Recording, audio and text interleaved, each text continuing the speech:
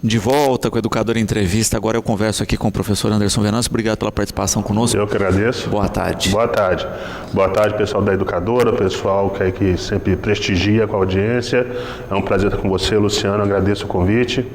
E estamos aí para tentar conversar naquilo que for possível. Bom, a gente acaba percebendo, né, a questão dos conflitos nos Estados Unidos, no Oriente Médio, não são uma novidade. Né? Em especial quando a gente pega ano eleitoral lá nos Estados Unidos, né? Parece que a guerra é um fator de moeda eleitoral aí sempre constante. Mas, né, quando a gente pensa essa tensão com o Irã, ela já vem se arrastando no campo diplomático há um tempo e agora veio às vias de fato, né, Venâncio?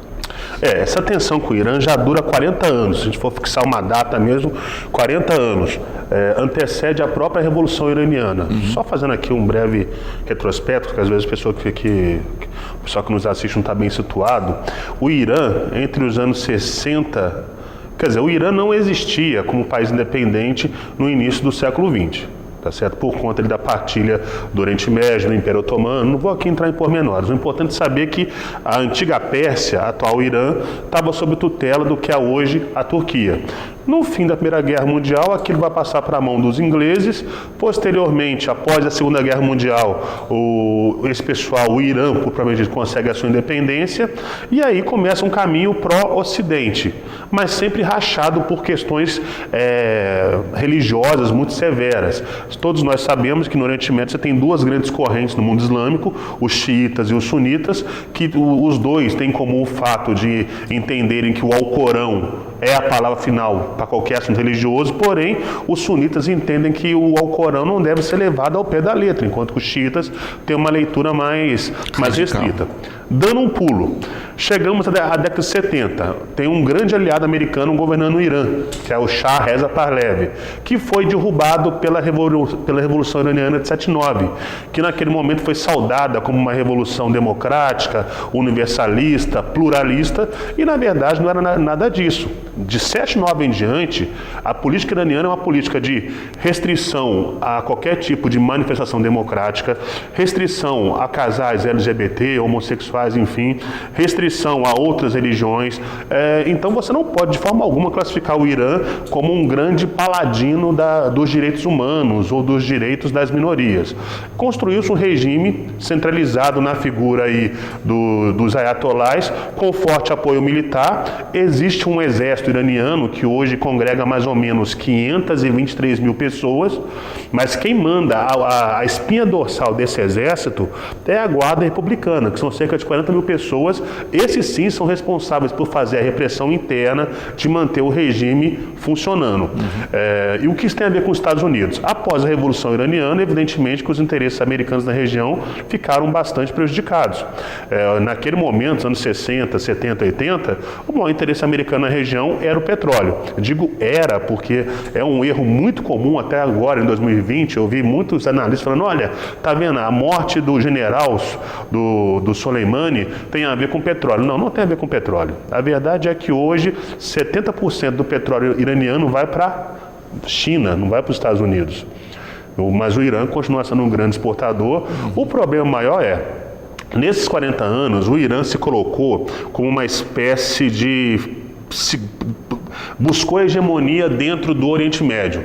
Então, enquanto Saddam Hussein foi vivo, ele era uma espécie de cachorro que de vez em quando mordia o Irã e colocava o Irã numa posição vamos colocar assim, de não conseguir avançar muito com seus planos geopolíticos. A guerra Irã-Iraque, lá nos anos 80, foi um bom exemplo disso. E naquela época, quem ajudou o Iraque nessa guerra foi os Estados Unidos, que forneceu armas. Isso acabou virando um escândalo gigantesco, que é o tal do escândalo Irã-Contras, porque o presidente Reagan autorizou a CIA a vender armas para o Irã, para combater, autorizou a venda de armas ilegais para o Oriente Médio nessa guerra Irã-Iraque para poder financiar outros programas. No final das contas, A guerra terminou com um empate técnico, o Irã e o Iraque acabaram os dois arrasados. Nos anos 90, o Iraque se converteu numa espécie de algoz americano, aí tivemos aquelas intervenções desastradas no Oriente Médio, a famosa Guerra do Golfo I, a Guerra do Golfo II, e agora, de 2000 para frente, o Irã conseguiu encontrar um caminho que é qual? Até porque o preço do petróleo subiu bastante, o Irã conseguiu divisas para bancar um programa de mísseis que é invejável. Hoje, o que aterroriza o mundo com relação ao Irã é, primeiro, a sua capacidade de lançamento de mísseis. Hoje o Irã tem mísseis capazes de atingir aí até alvos com 2.000 quilômetros de distância. Parece pouco, mas não é. Você consegue atingir Israel, a Arábia Saudita, que é um grande aliado americano, outras bases americanas dentro ali do Oriente Médio, e ao mesmo tempo o Irã vem desenvolvendo um programa de armas nucleares que em 2015... parece que houve uma tentativa de acordo entre a União Europeia, Estados Unidos e Irã, mas esse acordo, até as pedras da lua sabiam que era um acordo que, na verdade, só colocaria o programa nuclear num ritmo mais lento, mas não pararia. O governo Trump, como todo mundo sabe, é um governo que gosta de ações espetaculares, prima por esse tipo de ação, gosta de ações que são muito mais midiáticas em muitos casos do que necessariamente reais. Mas esse assunto do Soleimani é um assunto que há 20 anos vem incomodando a inteligência americana. Há 20 anos os Estados Unidos vem tentando encontrar uma forma de lidar com esse indivíduo que era o cérebro por trás de todas as ações iranianas na sua política externa. Atentados ligados ao Hezbollah, ao Hamas e outros grupos terroristas menores, todos eles tinham assinatura intelectual e recursos financeiros vindos do Irã. Então, essa última ação de matar esse general não foi uma ação feita a esmo. Vamos matar ele porque não gostamos dele. Não. Na verdade, é um histórico antigo, uma tensão que vem crescendo. Você até falou, e agora estourou. Pelo contrário, eu acho que atingiu um novo patamar. O Irã vinha numa escalada de provocação, o governo americano também vinha provocando. Matar o Soleimani foi uma forma de falar, olha, nós não estamos mortos, nós estamos dispostos a dar um passo além. Mas, como todo mundo, eu me lembro que a mídia ficou vendendo a ideia de Terceira Guerra Mundial. Isso é bom para vender jornal, mas é péssimo. Na prática, ninguém quer uma guerra, nem regional, que dirá mundial. Você imagina alguém que realmente Rússia e China, que são dois atores hoje, estratégicos, importantíssimos para pensar o Oriente Médio, alguém imagina que realmente esses dois países estão dispostos a ir para uma guerra por causa do Irã? Não é bom para ninguém, nem financeiramente, nem em termos de recursos, não é bom, essa é a verdade. Mas assusta, porque me lembra um mundo que vivemos uma situação conturbada ainda.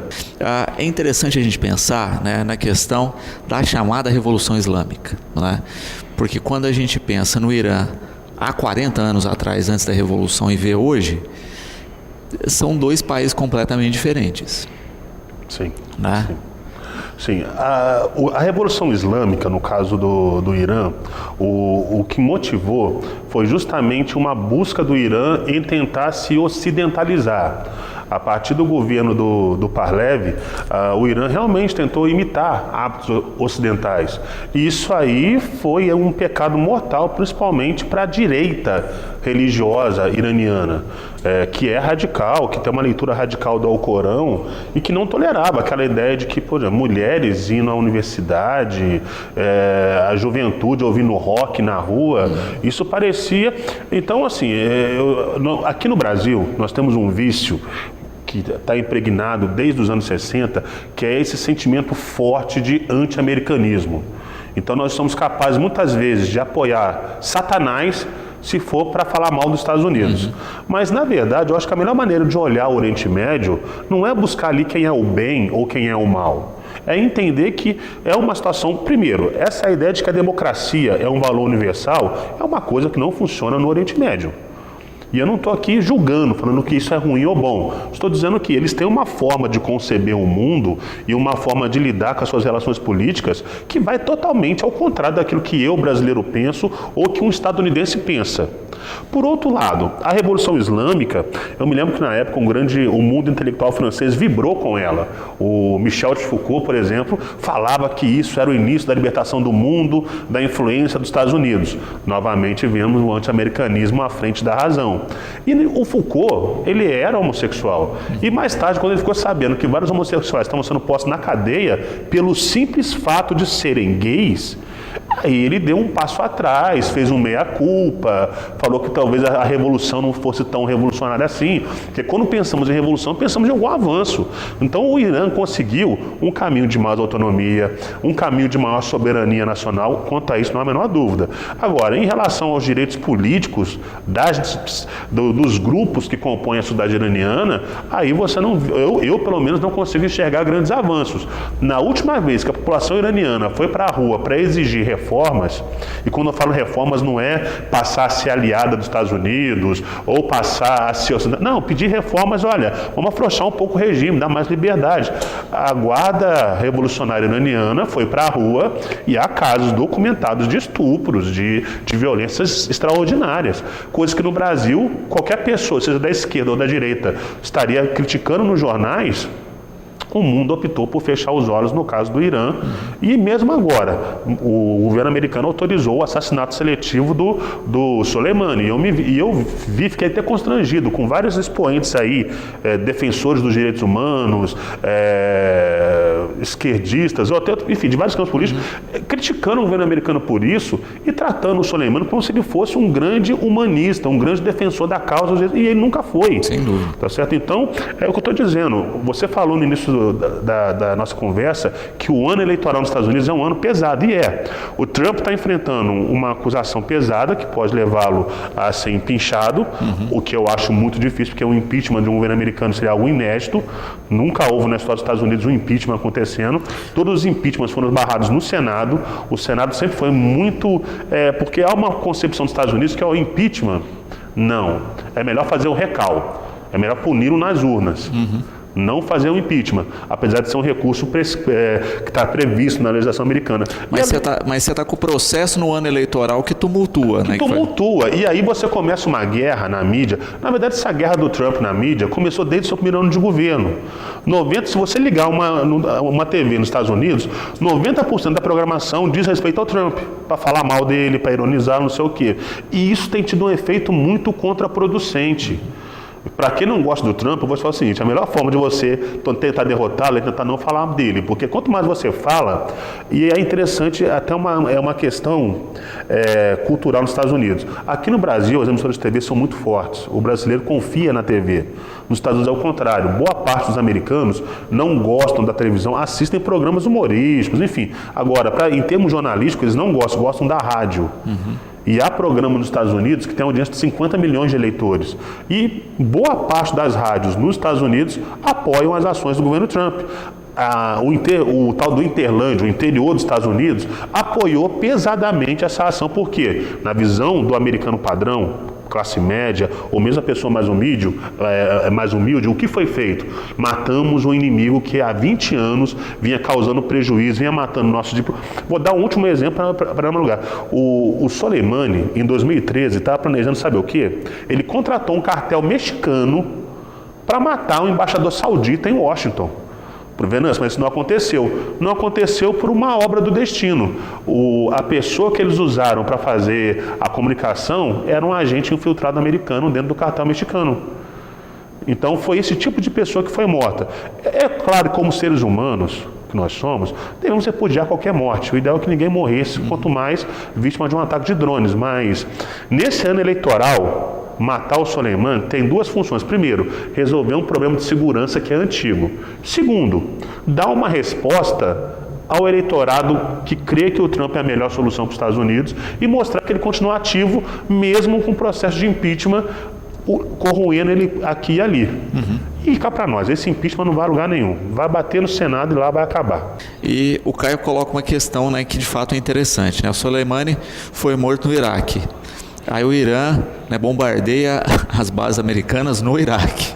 Então, assim, o resvalo está sobrando todo para o Iraque nessa polêmica. A questão que ele coloca é uma questão muito legal e ao mesmo tempo muito preocupante. O que houve com o Iraque desde o governo Obama? Vamos lembrar que o governo do Bush invade o Iraque, derruba Saddam Hussein, faz uma mudança de regime. E, no primeiro momento, o governo iraquiano é um espelho do governo americano. Puro e simples, um governo fantoche. A palavra é essa.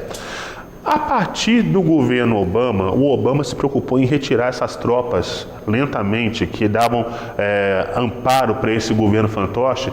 Na medida que as tropas foram sendo retiradas, outros atores políticos foram surgindo no Iraque. Vamos lembrar que no Iraque, o Saddam Hussein ele era chefe de uma minoria sunita, que se mantinha no poder pela violência. Só que o Iraque, majoritariamente, é xiita, igual o Irã. Resultado, nas últimas eleições, uma coalizão xiita chegou ao poder. E essa coalizão xiita está mais do que disposta a dialogar e fazer intercâmbios militares e econômicos com o Irã. E o governo Trump acabou, quer dizer, retirou o máximo. Hoje os americanos têm exatos 2.000 soldados dentro do Iraque, só. Restritos a essas bases de segurança de embaixada, e dá apoio de inteligência para aquilo que ele ainda acha que é a parte saudável do governo iraquiano. O governo iraquiano está solapado por denúncias de corrupção. A parte mais simpática ao governo americano acabou sendo defenestrada ou não tem credibilidade por causa disso, porque está acusado de corrupção. Quem soube aproveitar desse vácuo que surgiu entre o fim do Estado Islâmico e ao mesmo tempo a decadência de outros atores aliados americanos na região foi justamente o governo iraniano, que amparado pela Rússia, amparado pela China, conseguiu oferecer uma série de incentivos para aliados. Resultado, você fala, então os ataques foram feitos dentro do Iraque, com a anuência do governo iraquiano. Poucas horas antes dos iranianos atacarem as bases americanas no Iraque, o governo iraquiano foi avisado, vamos fazer um ataque. No caso da ação com drones do governo americano, realmente o governo americano não avisou, mas foi uma situação idêntica àquela que o governo Obama fez quando foi perseguir e matar o Bin Laden. O Bin Laden estava no Paquistão. E olha, o Paquistão recebe uma ajuda bilionária do governo americano, é tido como um grande aliado americano. Ele estava lá dentro, numa das maiores cidades do Paquistão, debaixo das barbas do governo paquistanês. Ou seja, todo mundo sabia que ele estava lá, e o governo americano então ordena uma ação que não envolveu drones, mas envolveu soldados em terra, e acabou perseguindo. As duas ações têm o que em comum? O fato de que o governo americano lentamente vai se dando conta de que certos amigos não são tão amigos assim. Se eu aviso o governo iraquiano que eu vou fazer uma ação com drones para poder eliminar o inimigo do meu governo, com certeza essa ação não vai dar certo. E o Iraque agora, como é que está? O Iraque já pediu a saída das tropas americanas.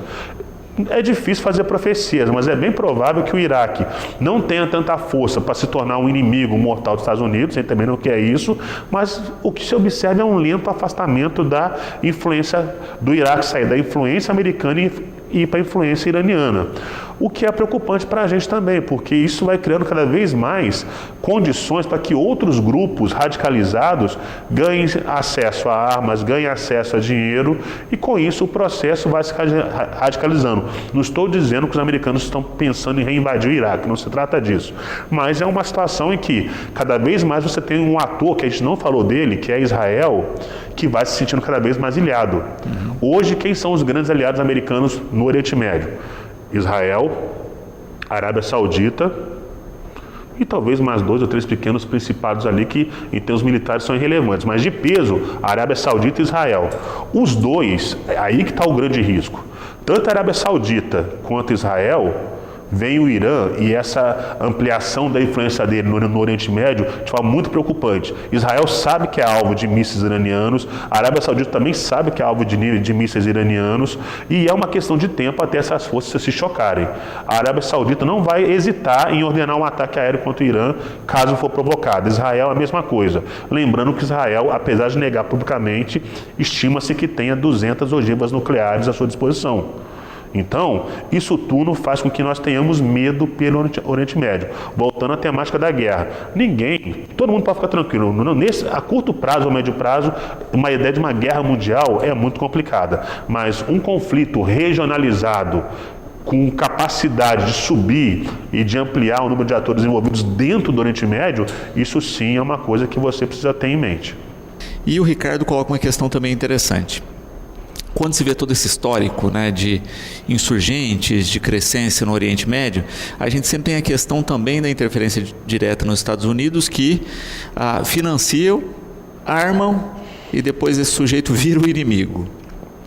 Sim, sim, o que ele falou é a mais pura verdade. Eu me lembro que o Bin Laden, ele recebeu um treinamento da CIA, ainda na guerra, lá na primeira... Quando o Afeganistão foi invadido pelos russos, no final dos anos 70, e criaram os tais Mujahidins, os Cavaleiros de Alá, e aí cria-se um grupo chamado Talibã para combater a presença soviética dentro do Afeganistão. Quem dá treinamento tático, quem vai armar, porque a grande vantagem, o Afeganistão, ele tem uma paisagem lunar, em montanhas muito íngremes e tal. Então a ação soviética foi baseada no uso de helicópteros para poder combater essa gente. E os americanos decidem então que vão criar campos de treinamento, que vão treinar esse pessoal na arte de sequestrar aviões e helicópteros para jogar em cima de alvos táticos. Tá aí o 11 de setembro, que não deixa mentir, e deu para esse pessoal os tais dos mísseis Stingers. É aquele míssil, para quem lembra dos filmes do Rambo, que ele pega, põe nas costas e atira. Aquilo ali é muito útil porque é um míssil pequeno e é o suficiente para destruir um helicóptero. Dali em diante, você tem esse início. A verdade é, os Estados Unidos, eles sempre procuram aliados para combater inimigos de momento. Você não vê uma estratégia de longo prazo, você vê uma estratégia que vise atender o momento. Como é que o Estado Islâmico cresceu? Agradeço o seu Obama, porque nessa ideia de primavera árabe, de levar democracia para o Oriente Médio, o governo americano despejou milhares e milhões de dólares em armas no Oriente Médio para qualquer grupo que se dispusesse a derrubar qualquer governo. Olha o que aconteceu na Síria. Armaram mais de 30 grupos na Síria. E aí, em algum momento, o próprio Obama se deu conta de cometer um erro. Por quê? Desses grupos armados na Síria, no Iraque, surgiu o tal do Estado Islâmico, armado com armamento vindo dos Estados Unidos e de coalizões apoiadas pelos Estados Unidos. Pior, com pretensões hegemônicas de criar um grande califado universal, e deu no que deu. E aí, quando os americanos se dão conta então, que estavam criando serpentes para tudo quanto é lado, é por isso que até hoje o Bashar al-Assad se mantém na Síria, porque perceberam o seguinte: vamos derrubar o Assad, mas qual desses grupos que nós apoiamos, qual deles pode assumir o comando? Um é radicalizado para tal sentido, o outro é radicalizado para outro sentido. Então o mundo, gente, eu acho que ele caminha para uma situação cada vez mais complexa. Na época da Guerra Fria, você tinha dois grandes polos de poder, a União Soviética e Estados Unidos, e em cima disso tudo se articulava. Agora não, vivemos uma ordem multipolar. E agora, cada vez mais, essa conexão entre economia, poder nuclear e, ao mesmo tempo, influência regional, isso vai se impondo e vai tornando o mundo mais complexo de você lidar. Se você perguntar hoje, os Estados Unidos são a grande potência do mundo? Já não são mais. Exercem um papel importante. Para todos nós é importante que a economia americana vá bem, seja Trump ou qualquer pessoa ganhando, é importante ter boas relações com os Estados Unidos, mas eu vou dar um exemplo aqui do Brasil. Muita gente criticou o Bolsonaro por se aproximar da China, dizendo que nas eleições ele falava mal da China. Mas se você fosse um político responsável, você se daria ao luxo de não se aproximar da China, o maior comprador hoje dos nossos produtos? Então, o mundo hoje exige das suas lideranças políticas uma capacidade de diálogo muito maior do que se exigia 30 anos atrás. E esses grupos terroristas hoje estão cada vez mais diversificados. Os tais lobos solitários são uma ameaça crescente. O que é o lobo solitário? É o indivíduo que simplesmente entra num carro, enche de gasolina, não sei o quê, e invade uma festa cheia de crianças e explode. Sem dúvida. E a gente percebe também um papel dos Estados Unidos nesse sentido, né, na questão de contratar mercenários, né, no sentido prático, até dentro do próprio Estados Unidos. Né? Olha, mandar o soldado tradicional para a guerra não dá muito ibope, porque a família fica aqui, perde o filho, né, tem um peso político, isso não, então contrata um cara por fora, ele não tem o rótulo do governo e resolve o meu problema. Justamente, são os terceirizados. Os terceirizados hoje, não só, tá? Por exemplo, aqui na Venezuela você tem terceirizados vindos da Rússia e vindos de Cuba para manter o atual governo do Maduro. O governo americano faz uso desses terceirizados para as suas obras de engenharia que ele toca no Iraque. Como eu não posso colocar soldados americanos para vigiar essas obras, contratos tais terceirizados que não seguem uma disciplina militar. E temos um terceiro componente aí, e esse sim me deixa muito preocupado, é o tal do drone.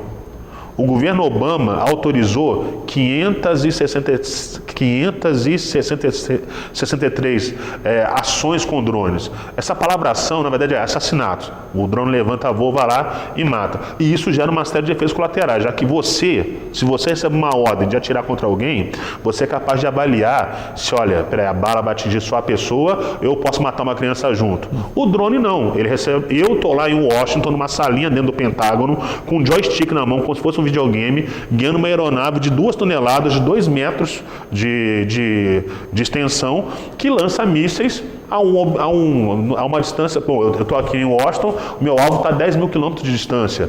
Eu posso avaliar o contexto? Eu consigo avaliar quem está em volta? Eu consigo avaliar se o míssil vai derrubar o prédio vai cair em cima de uma creche? Eu simplesmente atiro, porque as ordens são essas. Então, essa desumanização crescente da guerra, associada ao uso intensivo de tecnologia, é um desafio que a humanidade vai ter que saber lidar agora a partir do século XX. Porque não são só os americanos. Os iraquianos têm drones, os iranianos têm drones, e são os drones hoje mais sofisticados do Oriente Médio. Os chineses têm drones. Enfim, todo mundo tem esses drones. E já se fala agora de submarinos também como drones, tanques como drones. Quer dizer, no futuro, as guerras vão ser travadas por máquinas, é bem provável. E aí, no meio disso, está eu, você e uma série de civis que não entendem nada disso e nem sabem por que são vítimas de... a pessoa morreu, mas por quê? Não sei, nem sei de onde veio a bala, não sei se foi um tanque, se foi um avião. E não há nenhum controle, já porque essas ações com drones não passam pelo legislativo. No caso dos Estados Unidos, o presidente tem até da ordem executiva que ele pode simplesmente ordenar um ataque preventivo sem chancela do Congresso. Perfeito. O mundo é um cavalo louco. Sem dúvida. Cada vez mais. Cada vez mais sentido, louco. Né? E muitas vezes, né, nessa discussão que parece que não existe coerência mais de lado. Né? A gente saiu daquela fase maniqueísta que você ficava... Do bem e do mal. Exato. Justamente. Antigamente as pessoas tinham ideologias. Eu sou da esquerda, eu sou da direita, sou comunista, não sei o que, sou religioso. Não, hoje, para matar alguém você não precisa ter um motivo. Só precisa ter uma ordem. E os interesses são tão diversificados, esse jogo de xadrez está tão complicado que eu fico pensando. E no caso do Brasil, a gente tem um agravante que é a ignorância. As nossas escolas não educam os nossos alunos para lidar com o mundo nessa configuração que nós estamos vendo agora. Muitas vezes eu falo como você falou, eu sou professor, eu lido com alunos de primeiro, segundo, terceiro colegial, alunos da faculdade, e você vê que muitos não sabem como o mundo mudou. Os caras vêm com discurso ainda dos anos 70. E às vezes, muitas vezes ainda sem até conseguir identificar esse discurso do passado. É um discurso herdado que eles absorveram por osmose, ouviram tanto que saem reproduzindo. E são incapazes de fazer um julgamento racional, que eu não peço aqui para que você se filie ou abrace a ideologia A ou B. Só que é necessário fazer um exercício de racionalidade e entender que o mundo não é mais branco e preto, ele é muito acinzentado. Matar um ser humano é correto? Não é correto, mas quem é esse ser humano que eu estou matando? O que é que ele fez para merecer ser morto? Quer dizer, é complicado, é um julgamento que eu não estou aqui querendo... Eu não quero fazer sozinho, mas a sociedade tem que pensar. O que não podemos tolerar é o terrorismo, isso aí com certeza. Nenhuma sociedade civilizada deve aceitar que o terror seja uma arma para uso político, isso aí não pode ser aceitável. Mas também sair matando pessoas a esmo, nós estamos caminhando para uma nova barbárie. Para a velha lei. Eu me sinto como se eu tivesse voltado para 10 mil anos atrás e estivesse morando numa vila lá no meio da Mesopotâmia e de repente um grupo chega e invade a vila e estoura a minha cabeça para poder roubar uma pele. Parece mais ou menos isso. Venâncio, eu agradeço sempre a troca com a gente aqui, a parceria, né? Esperamos que nós comecemos a ter aí uma visão mais clara, né? Nesse momento tão conturbado, tão difícil do mundo, né? Que não é só do Brasil, as coisas se refletem aqui e estão espelhadas lá, e que a questão de fato, né, se resolva com a clareza e com a tranquilidade necessária, né? Que é isso que acho que falta muito nesse momento. Sim, racionalidade e tranquilidade, nada de soluções com o fígado, porque não resolve nada para ninguém. Luciano, agradeço o convite, agradeço a audiência e desejo para todo mundo um feliz 2020. A gente precisa de trabalho, precisa de paz e tranquilidade. Que o resto, e saúde, né? Sem dúvida. Esses 4 fatores aí eu acho que mantém todo mundo minimamente são nesse mundo tão louco. Obrigado aí pela oportunidade, é um prazer sempre estar com vocês.